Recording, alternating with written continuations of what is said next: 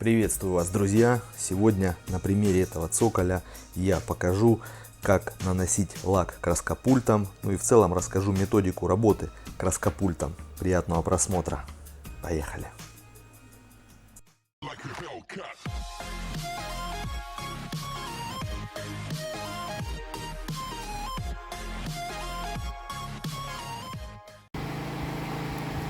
Итак, кто пользуется Вагнером, кто уже приобрел такой краскопульт, я выставляю между второй и четвертой скоростью, балансирую.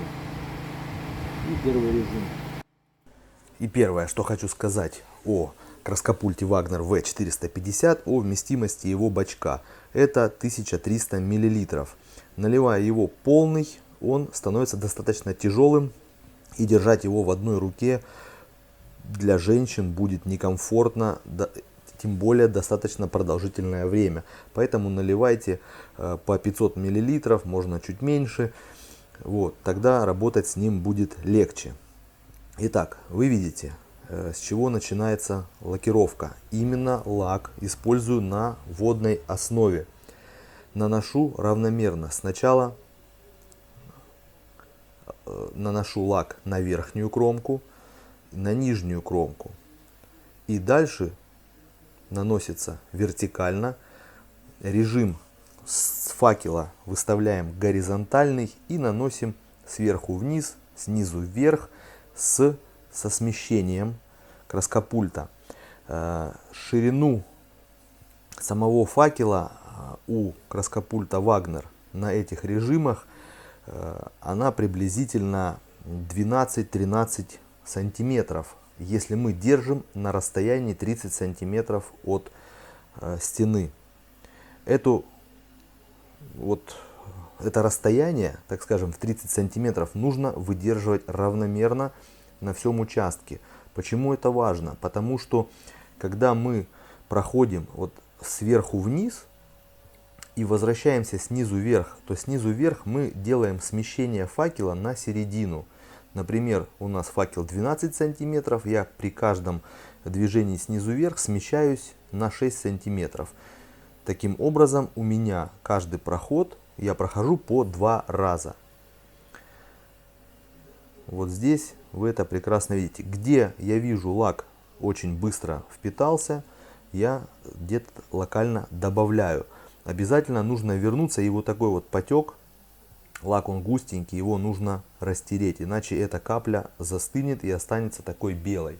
А вообще лак он прозрачный и при высыхании не дает никаких оттенков.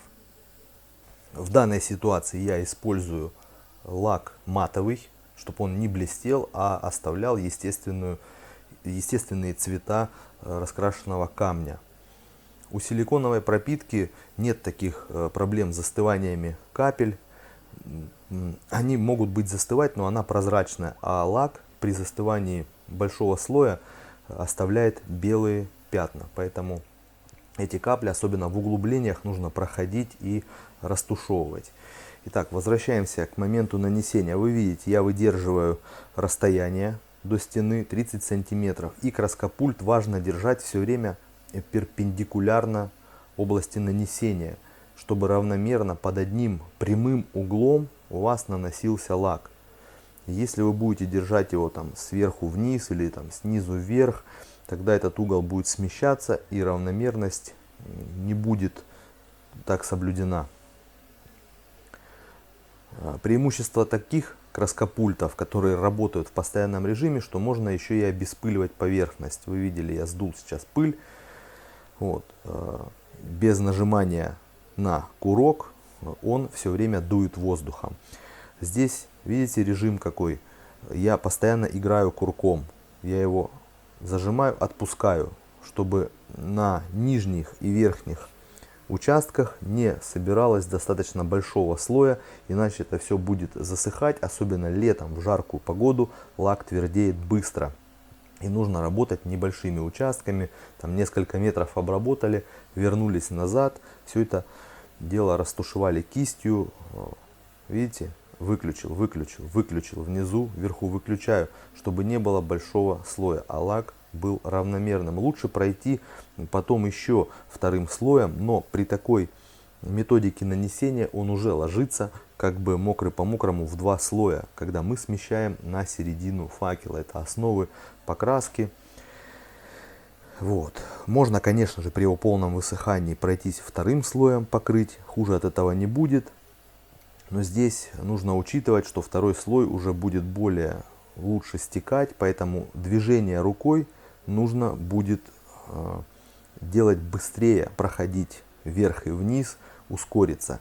Либо режим выдувания ставить меньше, чтобы за единицу времени меньше поток лака попадал на стену.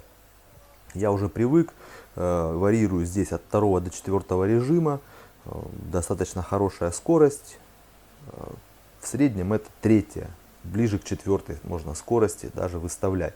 Но если у вас аналоги, краскопульт не Wagner, везде, на каждом краскопульте, на курке есть регулировка подачи. То есть вы нажатием курка регулируете открывание сопла. И когда оно открывается слабо, конечно же, поток самого материала, он легкий, поэтому можно рукой вести не спеша. Чем сильнее вы открываете курок, тем поток материала больше на стену, и нужно рукой проводить достаточно быстро. Эта скорость, она приходит с опытом и с ловкостью, так скажем, поэтому не торопитесь, делайте факел поменьше, подачу материала поменьше, и тогда вы сможете не спеша, но зато равномерно все покрыть. Вот. Обязательно прохожу вверх и низ, чтобы было все заполнено. Не боюсь, что попадет где-то на кирпич, где-то на плитку. Он станет прозрачным и будет незаметен, а водоотталкивающие свойства у этих кромок только улучшатся. Видите, стараюсь водить перпендикулярно стене и везде смещение делаю на середину факела. При сильных режимах, если выставлять там 5, 6, 7 скорость, факел будет шире, он будет достигать там и 20, и 30 сантиметров в ширину, но с ним работать тяжело, и особенно на маленьких поверхностях. На цоколе я рекомендую вот такие вот режимы. И еще немаловажный момент, когда вы нажимаете на курок, включаете подачу, у вас рука должна уже находиться в движении, чтобы не образовалось такого сгустка локального и не было точечного такого напыления. Поэтому рука всегда должна быть в движении при нажимании курка и при его отпускании. Итак, давайте подытожим. Что же самое важное? Важно соблюдать перпендикулярность к поверхности, единое расстояние выдерживать от поверхности.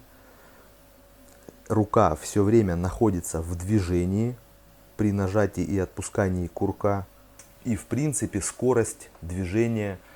Вот такие вот основные постулаты. Если вы будете их выдерживать, то будет у вас достаточно качественно окрашена или залакирована поверхность.